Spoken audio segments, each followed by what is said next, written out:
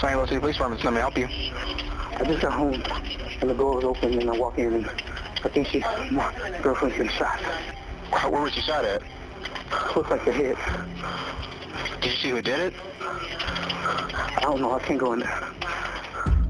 This victim resided in an apartment inside the building. Uniformed officers had already been there. The first thing we do is we're going to go in and we're going to see where our victim is. My name is Mark Biondolino. I'm a retired homicide detective from the city of St. Louis, and I investigated the murder of Jocelyn Peters from March 24th, 2016. This isn't someone who would accidentally leave a door open. She was responsible, one of the most responsible people I knew. It just didn't make sense. She was a strong force, fierce advocate for children, loved them dearly, and everyone was going to succeed in her classroom. She always wanted to do the next best thing. In her free time, she was always checking out what she could do differently to meet the kids' needs, what programs there were out there. There are only 3 to 4 full-time arts teachers at the middle school level. She'd bust into my office, hey, I need you to come to my classroom today. I've got some magic going on, and you need to come and see it. The kids were learning, and she cared about each one of them, and whatever they needed, she gave that to them. First person that we're going to speak to is the person that discovered her. And this is Cornelius Green. Correct. She truly, truly fell in love with him, honestly, and we all did. He was a principal. He was kind. He was generous. I mean, he was very attentive to her needs. He voluntarily goes down to the police headquarters. You were in Chicago since Tuesday? Yes, sir. And then you come back today at 2:57 p.m.? Yes, I got to Amtrak at 2:57. How did you get to the train station? My brother drove me over there. You're Philip? Yeah. Identified Philip Cutler as brother, was the person who was transporting Mr. Green to the Amtrak station, picking him up when he arrived back in town. Other investigators from the homicide unit were able to go out and pick up Mr. Cutler to conduct an interview. Detective Herzberg advised him, we're going to speak to you regarding this homicide that occurred today. After hearing the word homicide, he stands up, he lets out a big sigh, and then he reaches into his back pocket and retrieves a notebook. He thumbs through several pages, tears out a piece of paper, and then he immediately puts it into his mouth and begins chewing it. Whatever was on those 2 sheets of paper, he immediately wanted to get rid of. There's another sort of loose end in this case, too. Yes. We identified immediately organic material splattered about on the headboard and around her pillow and then along the floor. What did that turn out to be?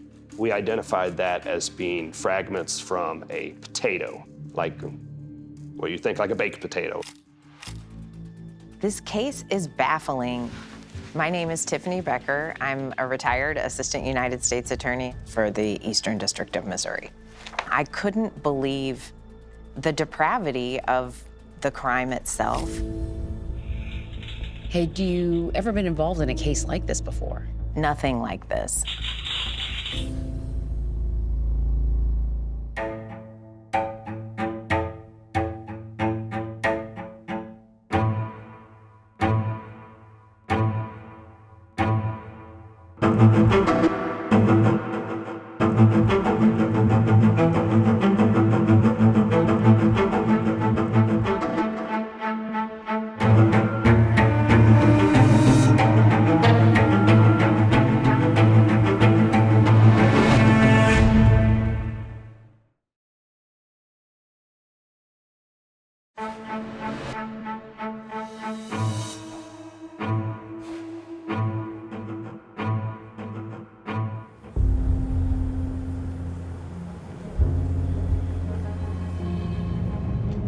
Lead homicide detective Mark Biondolino began the investigation into Jocelyn Peters' murder on March 24, 2016. Since then, he has remained connected to the case. even though he's now retired from the St. Louis, Missouri Police Department. I think you have a responsibility to do that. He wanted to see it to the end. You got to see it to the end. If you're working in homicide, you're not just going to let it fall by the wayside. We took a drive to the city's central West End neighborhood. Nestled among the historic homes is Jocelyn Peters' apartment building. Her apartment's right up there. Yeah, it's the second floor balcony you see that's directly in front of us. Is it easy to access that apartment? From the outside, absolutely not. I mean, it's a tremendous distance from the ground up to that balcony. Jocelyn Peters lived in apartment 201. A 30-year-old third-grade teacher had been murdered in the middle of the night while she was sleeping in her bed. Authorities believe she was killed between 3 a.m. and 3:40 a.m. How do you get inside the building? So this is the front foyer entryway to the apartment complex. You'd have to use your key to get in through that front foyer and then go up the stairs directly at the top of the banister, the staircase. Jocelyn's boyfriend, Cornelius Green, had been in Chicago for 3 days. When he returned to St. Louis on Thursday, March 24th, he told investigators he drove his car, a white Kia Optima, straight to her place. Jocelyn's mother, Lacey Peters, says she received an alarming call from Cornelius soon after. When he called me, he told me that he went to go check on her and she was on the floor. Deirdre Peters, Jocelyn's aunt, says she had heard something was wrong with her niece. She immediately began driving towards her apartment, but before she could get there, Lacey had called and she said, "Deirdre, pull over." And I don't remember anything that happened at that point because I lost it. Police had given Lacey news no mother wants to hear. Jocelyn, her eldest daughter, was dead. I just remember just crying and just screaming. This couldn't be true. Authorities say there were no signs of forced entry at Jocelyn's apartment. The wood door at the main entrance appeared secure and sturdy. The landlord was hyper secure over who had keys and what type of keys are used to get into that building. The keys were non-duplicatable. They're unable to be duplicated. If you took it to a locksmith, they're not allowed to make a copy for you, or they could lose their certification. It was no surprise to investigators that Cornelius had keys to Jocelyn's place. While they didn't live together, they had been in an intimate relationship for 5 years. Jocelyn was 7 months pregnant, and Cornelius was the father. Jocelyn felt that he'd make a wonderful father. In Jocelyn's home, investigators discovered a guest list, as well as invitations inspired by Alice in Wonderland for her upcoming baby shower. Biondolino and his team had a lot of questions about the crime scene. Had the apartment been ransacked? Had it looked like there'd been a struggle? Do you see any of that? Absolutely not. It didn't even remotely look disturbed. Jocelyn's cell phone was missing. A single shell casing from a .380 caliber semi-automatic pistol was discovered on the floor near the nightstand. From my investigative standpoint, we saw that she was laying on her side, head facing the headboard. She had a apparent wound to her eye. And there was something investigators had never seen before: potato fragments splattered in the bedroom. Splattered about in the headboard, pieces of it on the victim, around her head, and around her pillow, and around behind where her head was. They soon had a theory. We believe the potato was used as a makeshift suppression silencer to silence the sound of the firearm being fired. Biondolino showed us how authorities believe the killer used it. I would imagine that the shooter would have the gun. I'm right-handed, so he'd be holding the gun in his right hand, and he'd have to put that potato out over the barrel of the gun. What's the risk? How dangerous is that? I mean, I think, I'm no gun expert by any means, but I think it falls in that category of extremely dangerous and extremely risky. Can a potato work as a silencer? I believe it did in this scenario, and I say that because When we did our canvas, when we, looked for calls for service in the area around the time of this murder, nobody ever indicated or made a call that they'd heard a gunshot. Whoever killed Jocelyn Peters may have silenced the gunshot in her apartment, but outside, surveillance cameras on the street were recording. Shortly after 3 a.m. on the day of the murder, one of the cameras captured an image of a white sedan. The vehicle was eerily similar to Cornelius Green's car, a white Kia Optima.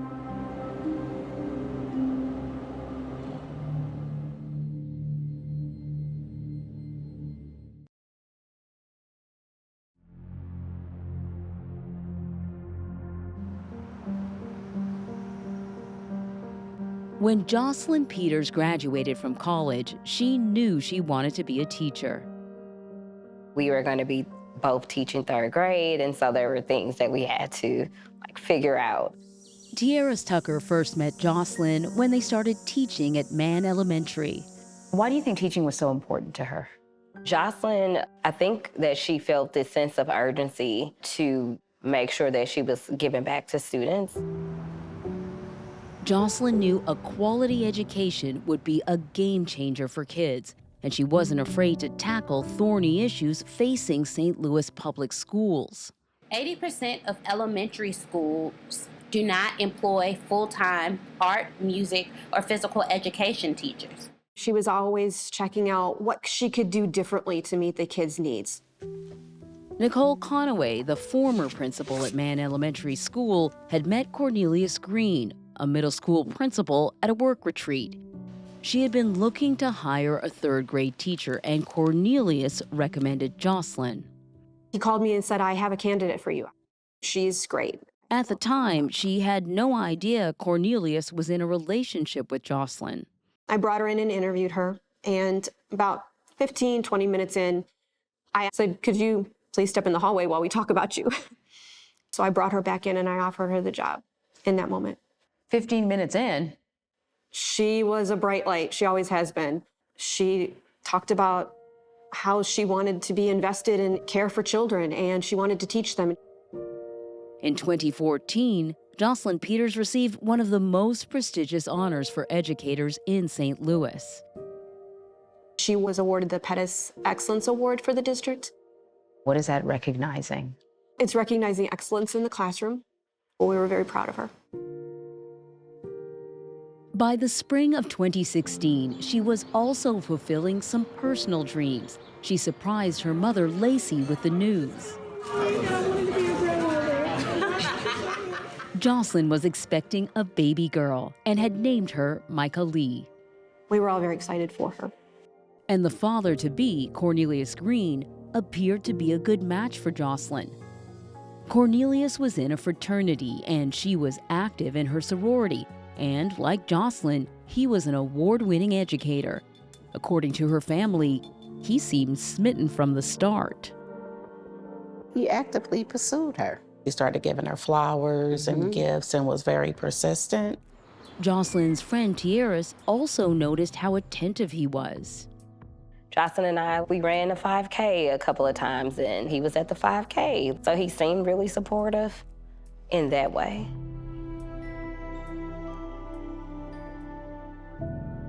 How did she talk about the relationship? What were her hopes and dreams for it? I know that Jocelyn wanted to be married and that she wanted a family.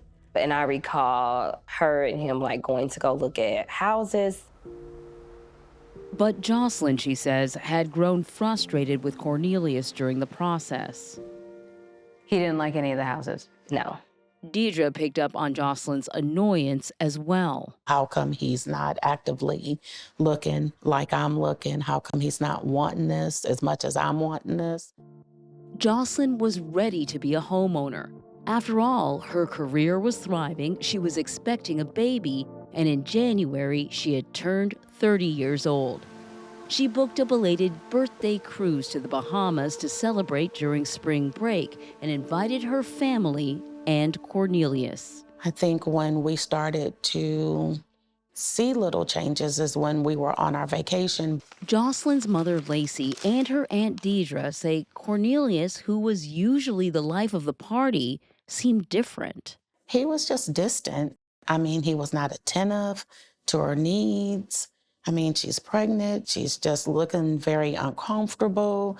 He's not trying to ensure that she's eating. He's not trying to help her walking. Even to look him in his face, he looked empty. The whole time on the cruise, we're saying, what in the world is going on with him? A week after the cruise, Jocelyn Peters was dead. Investigators knew the crime scene held some intriguing clues. In addition to the potato fragments discovered in her bedroom, authorities found a bag of potatoes on the dining room table. She's 7 months pregnant. She has a menu, like a chalk menu, a weekly menu. Yeah, she was being very careful with her diet. Very careful with her diet. And her refrigerator, fruits, vegetables, it wasn't junk food. It was wholesome. Yeah. All of the menus, lunch, breakfast, dinner that she had lined up, there wasn't potato listed in there, ever. So it just was odd. They would soon learn that Jocelyn had planned to go to the supermarket 2 days before Cornelius traveled to Chicago. She's telling him she's going grocery shopping. He's adamant, wait for me, I'll meet you there at the grocery store.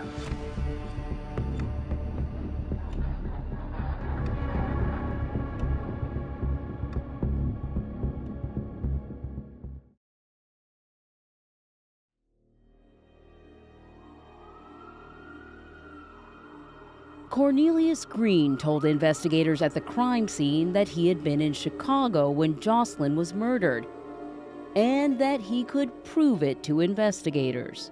He goes, I wasn't here, I just came here straight from the Amtrak station. Shows him an Amtrak ticket, almost immediately. Lead investigator Mark Biondolino. And then he was very oddly specific on what time he got off the Amtrak. In fact, this security footage from the St. Louis train station shows Cornelius Green, with luggage in tow, returning on Thursday, March 24, 2016, approximately 12 hours after Jocelyn was murdered. Cornelius told authorities his train had arrived at 2:57 p.m., and he had driven to her apartment.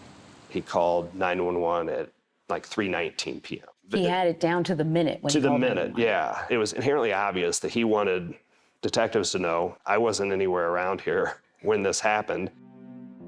Detectives drove him from the crime scene to headquarters to answer more questions. So before you walk into that interview room with Cornelius Green, what is your plan? There's no smoking gun piece of information. We want to lay out a timeline for him. How you doing? Where he was at prior to discovering Miss Peters. I have you sit right there. We want to get into the weeds with him. And you said you were calling her this morning. You didn't get in contact with her? The phone kept going straight to voicemail. And that's her cell phone? Biondolino says Cornelius was respectful but standoffish in the interview room. And when Cornelius was questioned about his car, a 2013 white Kia Optima, he appeared agitated. Would you like to give us consent to look in your car so we can just rule out that there's anything in there, or do we need to get a search warrant? I just don't understand why. Put yourself in our shoes. If you don't have anything to hide. No, I respect that, but my problem is that I don't like to feel like a criminal. Like, why would you get a search warrant for me? He was adamant that he didn't want us to have anything to do with seeing whatever was in his car or having access to that car. Cornelius explained to investigators that he had loaned his car while he was away to a man named Philip Cutler, who had been visiting from Oklahoma. He identifies Philip Cutler as an individual who came into town. First he says it's his brother, later identifies him as a close childhood friend. Cutler was originally from St. Louis. There was an obvious amount of trust going on between those two individuals. Cutler was identified as the person who was transporting Mr. Green to the Amtrak station, picking him up from the Amtrak station when he arrived back in town. Investigators say once Cutler dropped the car off with Cornelius, the two went their separate ways. Cornelius was questioned for 2 hours. Before he left the police station, he made a call to Philip Cutler. Hey. It seems Cornelius didn't realize the camera was still rolling and the microphone was hot. I'm down at police department. Go get my car from the address I'm about to text you to. I need that to happen like right now. Thank you. Then Cornelius called a woman named Stephanie about his car keys. Hey, are you at home? And what does he say to her? He indicates to her that he needs her to go meet Phil, Mr. Cutler. He's gonna meet up with you. He doesn't go into details as to why. He identifies a place where she can go to meet Philip Cutler. There's a huge Amoco sign by a gas station that's a well-known marker. Uniformed police officers stopped Stephanie and Philip Cutler near the Amoco station and took them to police headquarters for questioning. As it turns out, Stephanie had known Cutler for years.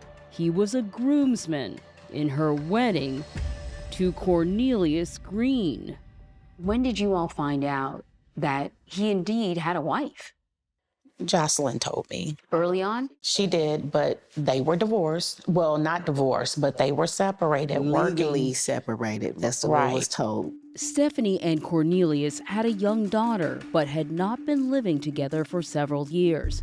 Stephanie was questioned briefly and released, but investigators wanted to know more from Philip Cutler. Minutes before his interview started, Cutler, alone in the interview room, had done something completely bizarre. Authorities had not witnessed Cutler's odd behavior in real time, so Biondolino and his partner, unaware of what had just happened, began questioning Cutler, who claimed he'd never met Cornelius's girlfriend, Jocelyn. Did you know where his girlfriend resided? Had no idea.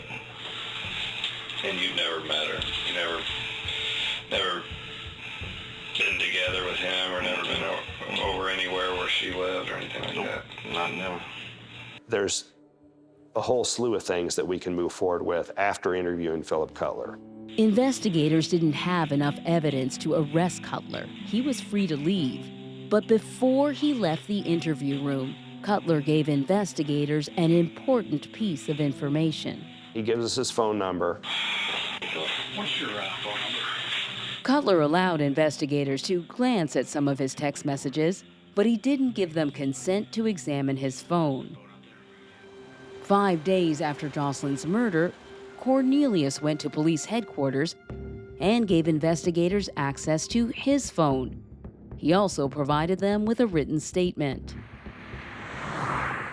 He basically started from, he went over to Jocelyn's house on the 20th. They went grocery shopping, and he specifically mentions that they had baked potato for dinner. It was very vague, but it was very specific to mention potatoes. It raised the hairs on my neck when I read it. Investigators had learned Jocelyn and Cornelius went to an Aldi supermarket on Sunday, March 20th, 4 days before her murder. And we go to that Aldi's and we obtain the surveillance video. The camera had captured video of a couple with a grocery cart. Perched prominently on top of it was a big bag of potatoes. Authorities say that couple is Jocelyn and Cornelius. And we see Cornelius and Jocelyn pushing out a cart of groceries with a 10-pound bag of russet potatoes on it days before she's murdered. It stands out. The potato shopping was curious but not strong evidence. That would come soon. Examination of the data on Green and Cutler's phones would expose a text conversation between them almost a month before Jocelyn's murder. When you coming here? When do you want me to come there? Week of March 20th.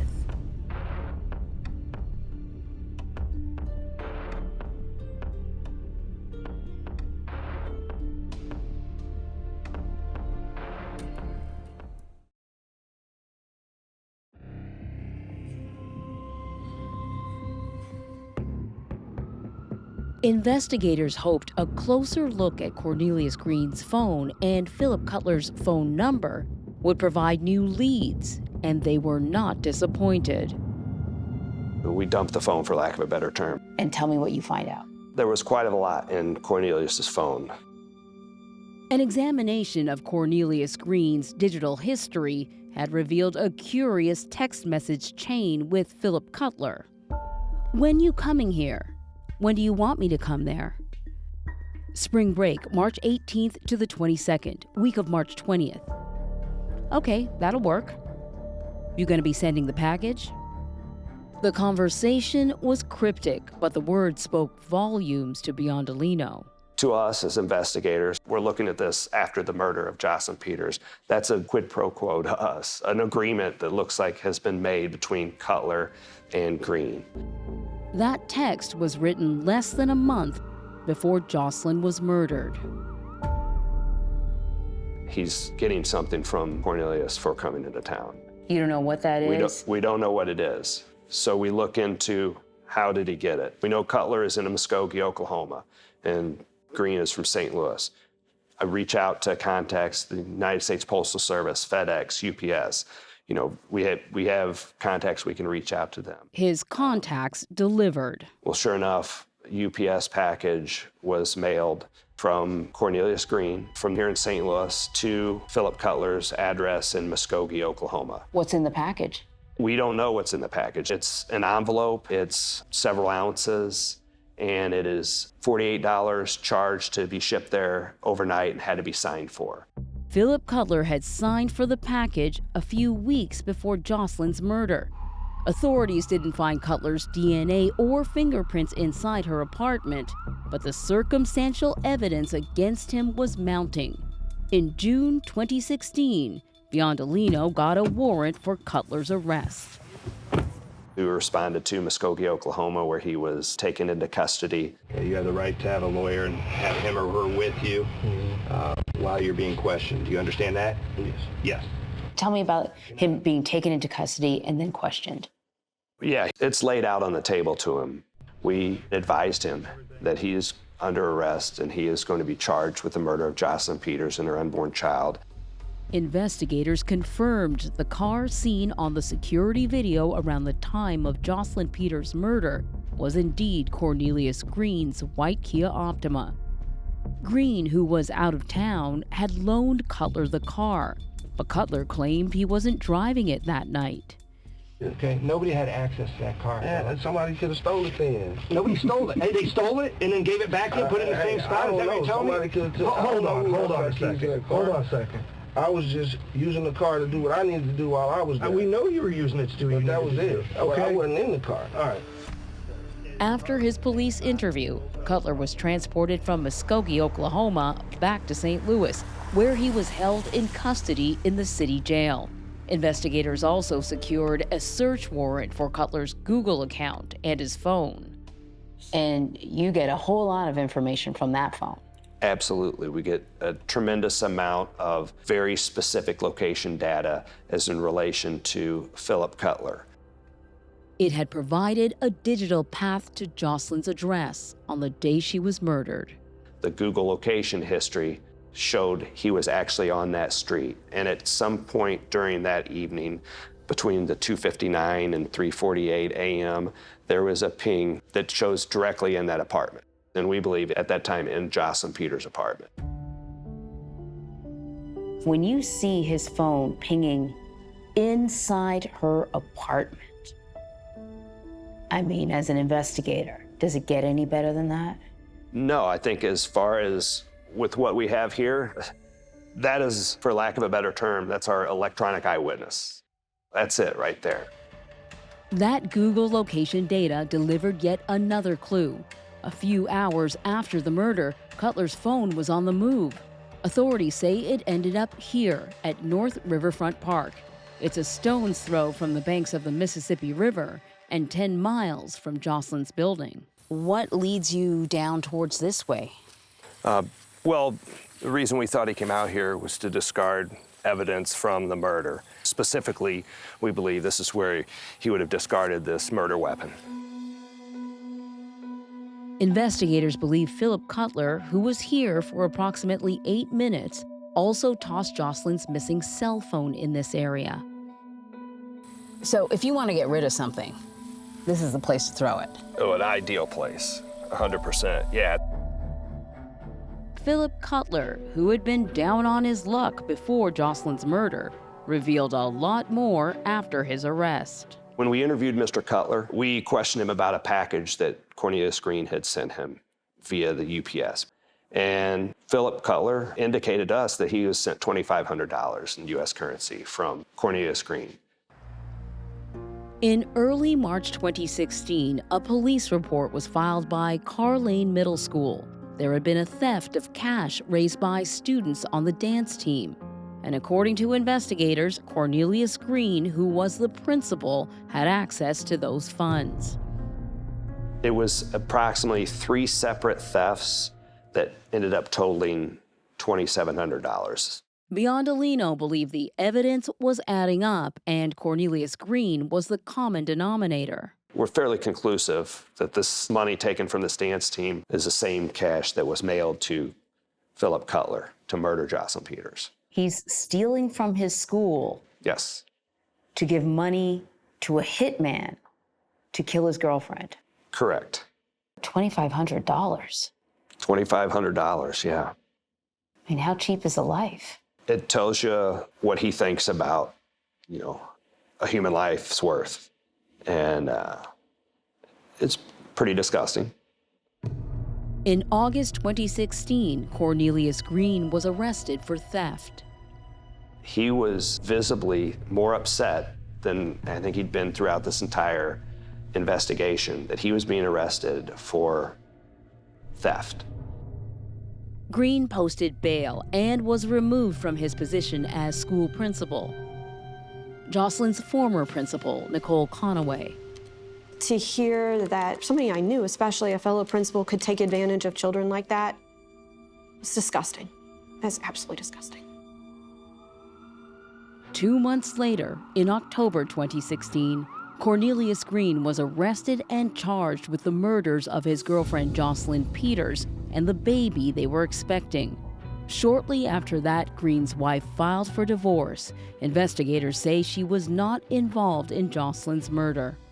Do you remember your reaction when you heard he'd been arrested? I was happy, but I had said some words I don't think I could say on TV. Mm-hmm. And how about you, Deidre? It was bittersweet. Didn't feel like it was justice only because it took so long. That's because the homicide docket at the St. Louis Circuit Attorney's Office was backlogged, and the Jocelyn Peters murder case slowed to a crawl for years. Then, in 2022, the U.S. Attorney's Office reviewed the evidence. We looked at it because it is a classic federal case. It's a murder for hire case. Assistant U.S. Attorney Tiffany Becker, now retired, prosecuted the case. Here we had the interstate nexus of Philip Cutler coming down to St. Louis to commit the murder. But not only that, we had Cornelius mailing a package to Oklahoma filled with money. That was the for hire prong of the crime. School friends Cornelius Green and Philip Cutler would be co-defendants in a federal courtroom. But a surprise twist 2 weeks before their murder trial would change the direction of this case.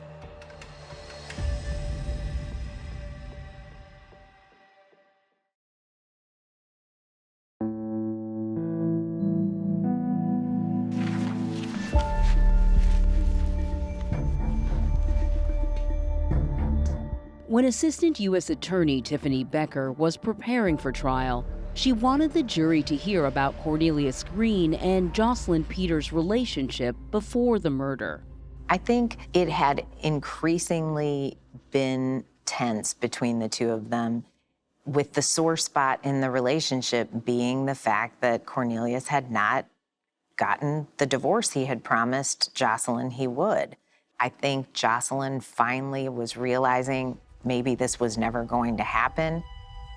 Jocelyn, who was 7 months pregnant, didn't know it, But Cornelius Green had searched the internet for ways to terminate a pregnancy. Through his searches, he's looking at how to obtain medications, how to conceal that within oatmeal or yogurt or juice, how to make your own capsules. Those searches continue and appear to be fruitless for him because Jocelyn is still pregnant. There's no concrete evidence Cornelius Green put those internet searches into motion, but Becker believes Cornelius wanted out. I believe he wanted to not be involved with Jocelyn anymore and didn't want a financial obligation that Michael Lee represented to him.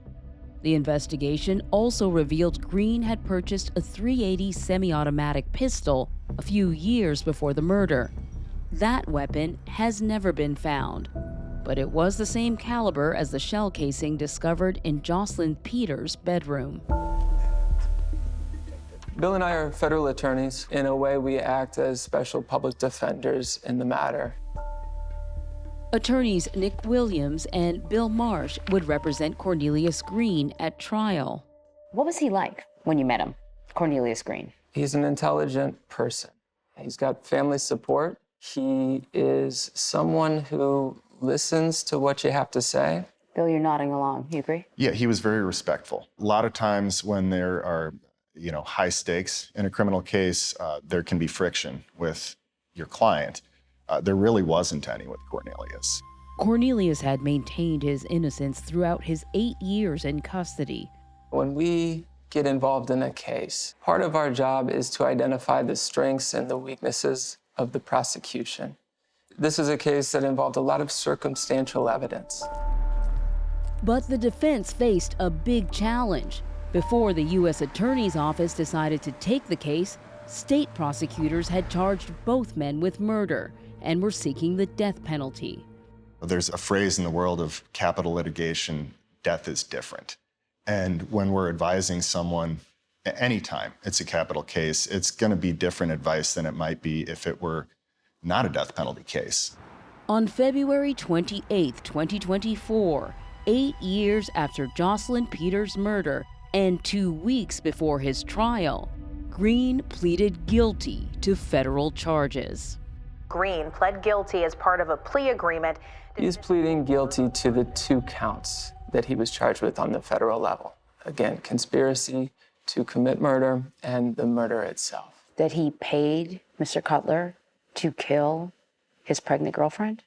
That was part of the factual basis made, yes. It was a difficult day, but at the end of the day, I think he knew that it was in his best interest to do that. And I think he also knew it was in the family's best interest, both his and Jocelyn's family.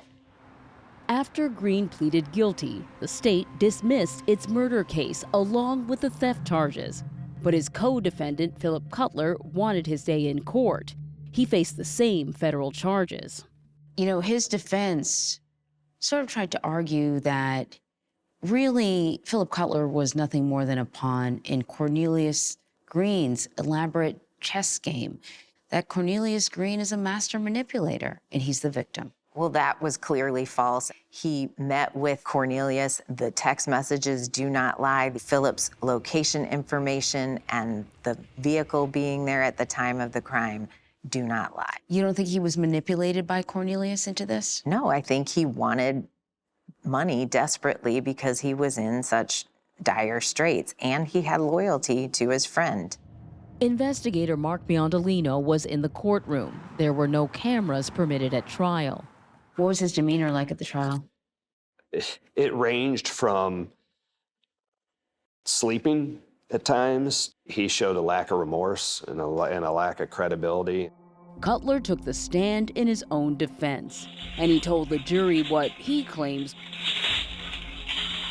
was written on those notepad pages he swallowed. He said it was a person's name and number that he was buying weed from. The jury didn't seem to buy Cutler's testimony. Their verdict, guilty. Philip Cutler and Cornelius Green were sentenced to 2 consecutive life terms for the murders of Jocelyn Peters and the baby she was expecting, Michael Lee. Tiffany Becker says she was relieved for the Peters family. So happy that the closure that they deserved came to be, and so happy that Jocelyn's death was avenged and Micah's. Jocelyn's friend Tiaris Tucker still has a lot of unanswered questions. What would you say to Cornelius if you had an opportunity to speak to him? Part of me wants to know why. Like, just why? He's a monster, and he's the worst kind of monster because he presents to be something else. Jocelyn's family will always remember her as the third-grade teacher with a vibrant spirit. I know Jocelyn is living everlasting life. Her and Micah are growing together, and they're with other loved ones. God had a bigger plan, so maybe she was called on to teach the other angels, to educate, to inspire.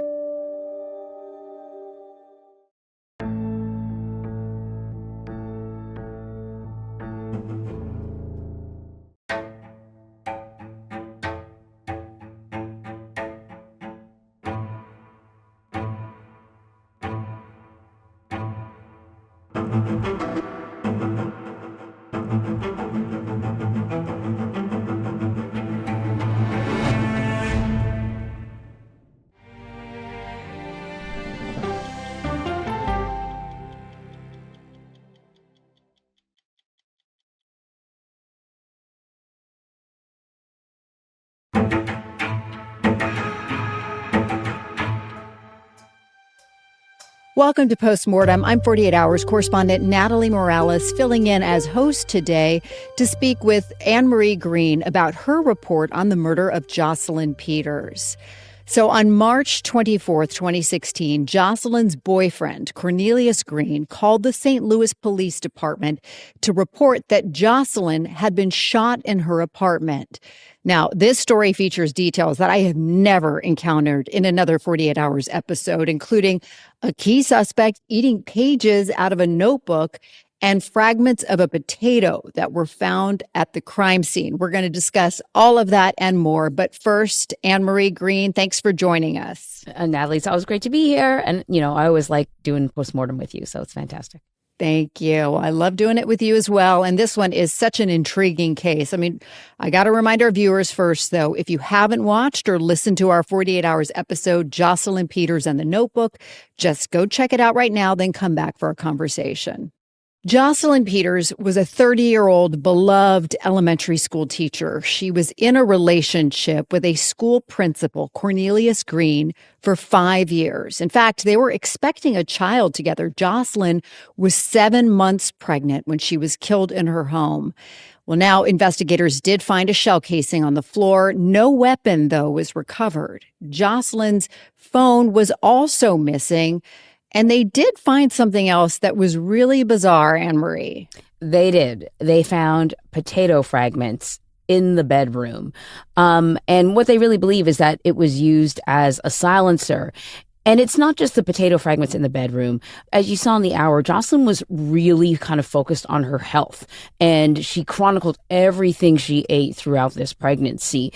Potatoes, not on the list, but there's a big bag of potatoes in the house. Later on, what you find out is that Cornelius and Jocelyn went shopping shortly before she was killed. And one of the things they bought was potatoes. And the reason that it's kind of so important is it gives you an indication of the level of pre-planning for this, right? She just didn't just happen to have potatoes.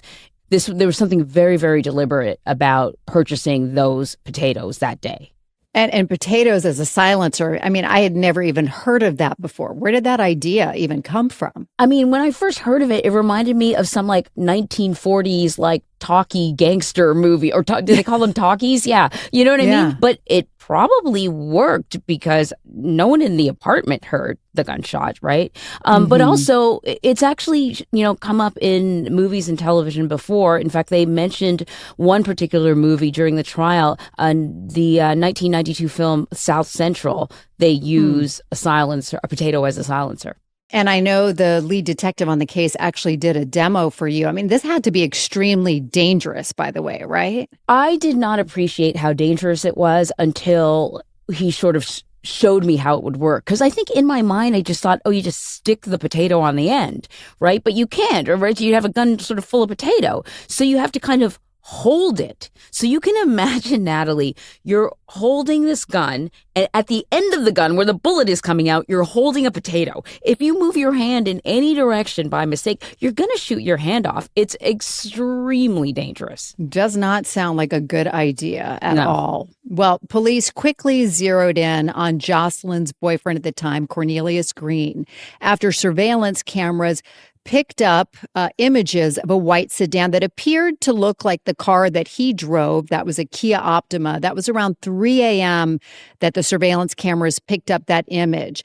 Turns out, though, Cornelius had an alibi. He was in Chicago at the time that Jocelyn was murdered, but we learned that he had loaned his car to his friend named Philip Cutler. Now, before I get into, how we find out about that, I should talk about his trip to Chicago.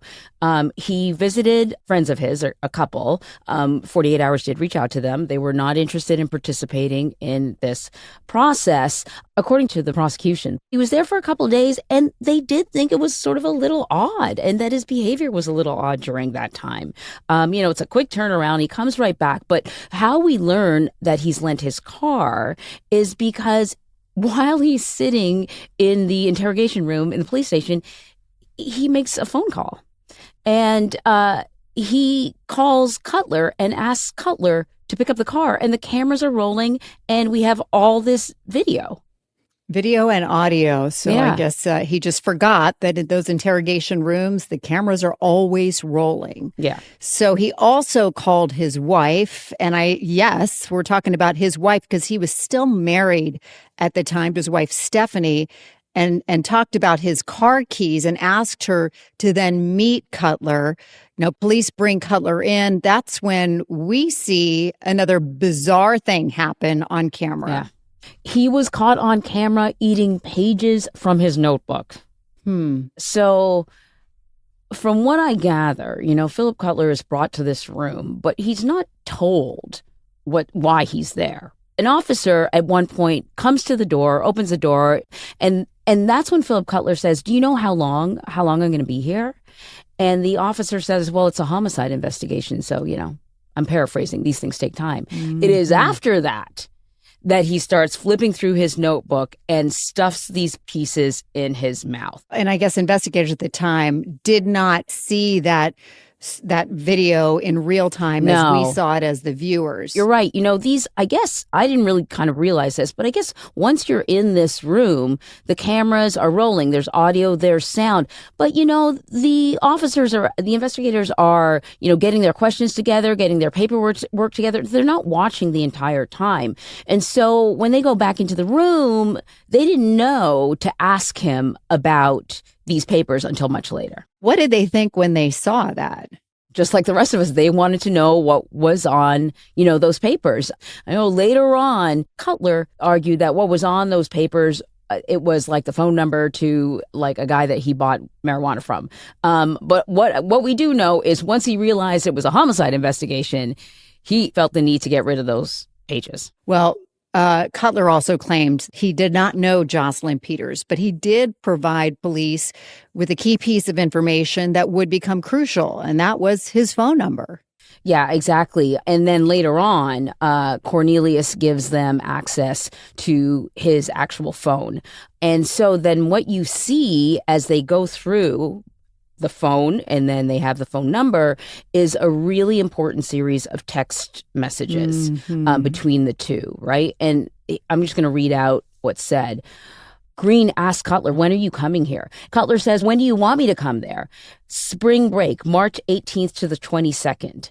The week of March 20th is what Green says. Cutler says, "Okay, that will work." You got to remember, Cutler lives in Oklahoma. These guys are friends from when they were little kids, but they're not hanging out together on a regular basis. Cutler then says, "You gonna be sending the package." Now investigators are like, "What package? What are they looking for?" And they look at every possible way that a package could be sent from St. Louis to Oklahoma. And go through all the lists. Could it be UPS? Could it be the Postal Service? Until they find a package that was delivered to Cutler. Of course, they don't know what's in it, but they know it's got the dimensions of maybe a letter or something a little heavier. Well, it turns out that package contained about $2,500, and Cutler had signed for it. Cutler's phone location, by the way, was also placed at the scene of the crime. And that's when, after all of that is put together, he is then arrested. Right. Well, let's talk about Cornelius Green. Now, Jocelyn's friend called him in the hour a monster, and he's the worst kind of monster because he presents to be something else. I mean, that really struck me hearing that language because on paper, he's a school principal. He seems to have everything going for him, but we learn everything else around him is just all a facade, right, Anne-Marie?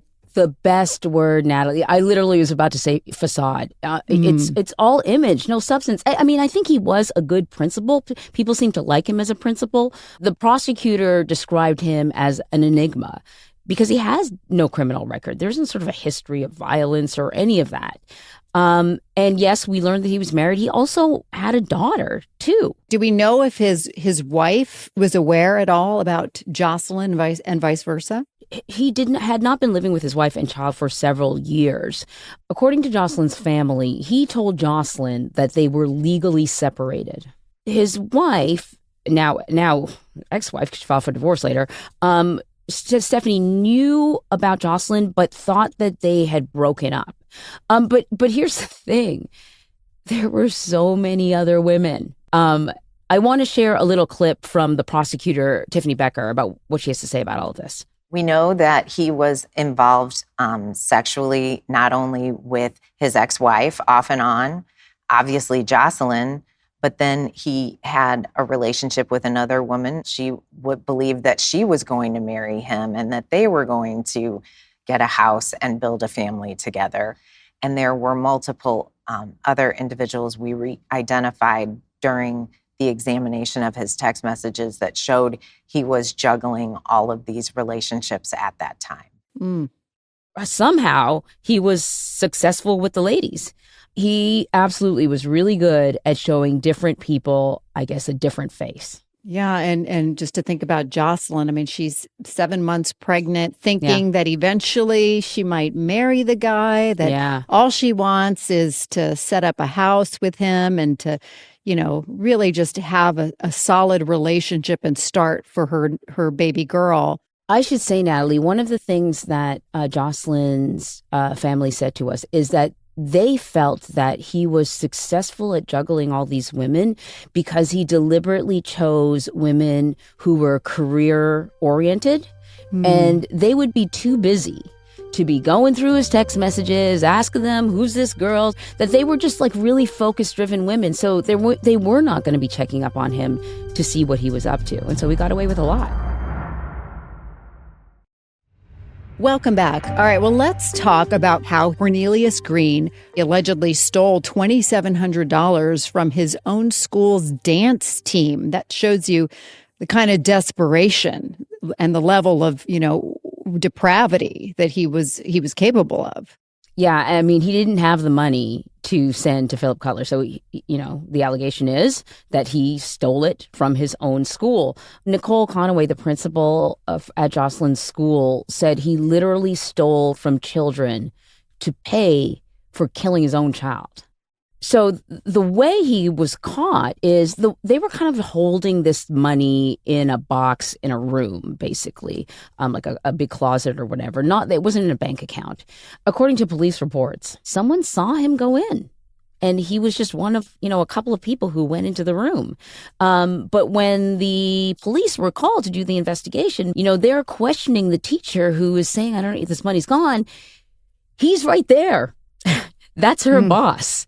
It's very difficult for her to say, well, the only other person that went into the room was this guy, my boss. So it's this very kind of uncomfortable situation. But eventually, he is identified as the person who stole the money. I should say he was arrested, but those charges were later dismissed after Cornelius pleaded guilty to the federal charges, right? First, he was charged at the state level, but then everything moved over to the federal court. So then those theft charges were dismissed.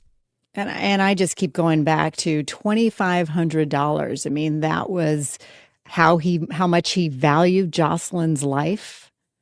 It's just horrendous. I absolutely. And not just her life, but, you have a child that's coming.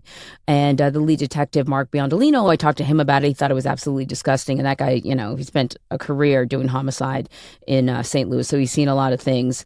Biondolino actually said that he seemed like more upset about being charged with a theft than what ended up happening 2 months later, which was him being charged with murder. Hmm. Going back to, what was the motive in all of this? Well, prosecutors and investigators think that the motive was the pregnancy. He already had a child with his wife. He did not want to have another child. He just didn't want the financial responsibility. And you can see that almost, from the beginning of the pregnancy with Jocelyn, he starts to Google searches to figure out ways to terminate this pregnancy. This is heartbreaking in so many different ways, but when you talk to Jocelyn's friends and family, she would have been fine. She loved children. She had a good job. If he wanted to be an idiot about this, she would have gone on with her life. So that's, it's terrible. And what was the nature of Jocelyn and Cornelius's relationship then at the time of the murder? Because we hear they go on this cruise together and it seems like things are okay. I think like the only red flag before that cruise that her friends and family talked about, we mentioned it in the hour, is she was like ready to build, right? So she's like, time, get out of this apartment, let's move into a house. And he was all enthusiastic about searching for houses, but then he always found like a reason why this house just wasn't perfect. And it was starting to feel deliberate. Not that he was picky, not that he wanted nothing but the best, but it just started to feel like he really was using it as a stall tactic. But on the cruise, Jocelyn's aunt says he looked distracted. And by then, based on the text messages, he's already planned this whole thing out, right? Jocelyn is not going to see another birthday. Just horrific, just thinking if she had possibly moved out just a little bit earlier, because I know she was making plans to do that. Yes, she comes from an amazing family. They are so supportive of each other. And her mom, Lacey, had Jocelyn's old bedroom already. She saved money. She improved the bathroom in the house. Like the plan was, Jocelyn, you come move in and then you will be surrounded by a village. And this child will have all the love and support that they need. Well, unfortunately, we find out a week later, she ends up dead. So Cutler was arrested and charged with Jocelyn's murder in June of 2016. And then Green was arrested and charged with Jocelyn's murder in October of 2016. Both men were held in the city jail for 6 years. While they were waiting there, then they were finally indicted on federal charges in 2022. Anne-Marie, why did it take so long? I know, Natalie, we've done cases that drag on and on and on. Often it's because the defendant is working the system. They fire their lawyers, something along those lines. In this case, it's just because St. Louis has such a tremendous backlog, which is like just bonkers to me. And eventually what ends up happening is federal prosecutors take a look at the case. And because, it crosses state lines, it actually works really well as a federal case. And the thinking is that it'll be processed. They'll get to trial much faster. It still takes, a couple more years, but it does get to trial faster. But Green, though, ended up taking a plea deal. He does. He waits until the very, very end, like right before he's going to go to trial. But the state charges came with the death penalty. And so he ultimately decides that he's going to take a deal with the federal case. The state charges are dropped, including that theft charge. And he agrees to certain facts in the case, like you always do when there's a plea, right? But his co-defendant, Cutler, does not. He wants to go to trial. But I got to tell you, he did himself no favors. Several people told us that he was literally sleeping in court. And when I asked, are you sure he wasn't just resting his eyes, blinking for a very long time? Natalie, he was snoring. So they knew he was sleeping. So I'm sure that didn't help at all. You can imagine what the jury thinks about that, especially when you consider that Here he is charged with killing a pregnant woman, Right. 7 months pregnant at the time as well. Right. So Cutler is found guilty. Philip Cutler and Cornelius Green, they're both sentenced to 2 consecutive life terms for the murders of Jocelyn Peters and for the murders of Michael Lee, her baby. And Cutler's appeals so far have been denied. And how did Jocelyn's family react to that verdict? So certainly there was relief, but without Cornelius going to trial, it leaves sort of a ton of unanswered questions. We're just guessing as to why he did this, why he took this most extreme route to solve what he thought was a problem. But the ripple effects continue today. Jocelyn's aunt learned of her murder while she was driving on the highway. To this day, she cannot drive on the highway. And Jocelyn's former principal, Nicole Conaway, could not go back into the classroom after this. And now she actually works as a consultant. So she's still in education, but, looking at the faces in those classrooms reminded her too much of Jocelyn. And you got to, consider how her mom was handling all of this as well. Yeah, she, she's had some hard knocks in life in general. And she shared something beautiful that Jocelyn will leave behind, kind of an educational legacy. And I want to play a clip. She was a type of teacher that always came very early because she had to greet each and every student every day. Education was just so important to her and the kids learning. She used to always say, the first time you travel throughout the world is reading a book. She was the presence in the room without saying one word. She was that person. She was that person. So, the St. Louis School District deals with a lot of challenges in the classroom, and the kids have challenges outside the classroom that they bring into the classroom. It really takes a special person to take on this vocation. My mom is a retired school teacher. I'm just going to say that she was an excellent teacher. And what I learned watching her was teaching is not something you do. It's who you are. And this was Jocelyn. And you can only imagine, the ripple effect on the kids as well. We can all remember certainly that one teacher that had that impact on our lives. I imagine Jocelyn Peters was that teacher to the kids that she taught, that she left a mark on them. I absolutely believe that. And it's a pity. I would have loved to have seen the impact that she would have had on that city if she was allowed to live the life that she hoped and dreamed for. Well, Anne-Marie, thank you once again for another great episode of 48 Hours. Thank you, Natalie. And thanks to all the teachers out there. If you like this episode, please rate and review on Apple Podcasts or Spotify.